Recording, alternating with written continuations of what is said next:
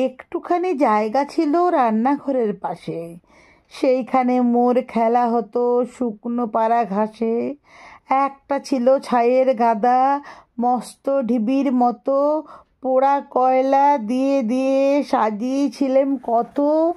কেউ জানে না সেইটে আমার পাহাড় মিছিমিছি, তারই তলায় পুঁতেছিলেম একটি তেঁতুল বিচি।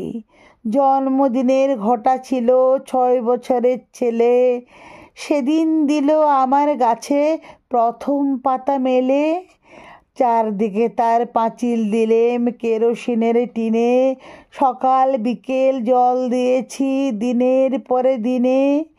জল খাবারের অংশ আমার এনে দিতেম তাকে, কিন্তু তাহার অনেকখানি লুকিয়ে খেত কাকে। দুধ যা বাকি থাকতো দিতেম, জানতো না কেউ সে তো। পিঁপড়ে খেত কিছুটা, তার গাছ কিছু বা খেত। চিকন পাতায় ছেয়ে গেল, ডাল দিল সে পেতে, মাথায় আমার সমান হলো 2 বছর না যেতে। একটি মাত্র গাছে আমার, একটুকু সেই কোণ, চিত্রকূটের পাহাড় তলায় সেই হলো মোর বন।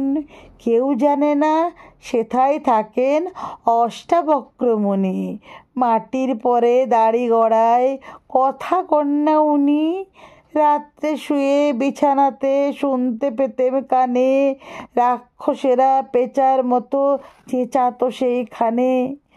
9 বছরের জন্মদিনে তার তলে শেষ খেলা।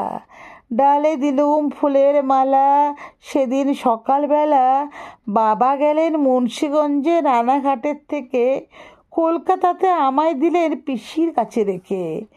রাত্রে যখন শুই বিছানায় পড়ে আমার মনে, সেই তেঁতুলের গাছটি আমার আস্তাকুড়ের কোণে। আর সেখানে নেই তপবন, বয় না সুরধ্বনি, অনেক দূরে চলে গেছেন অষ্টাবক্রমুনি।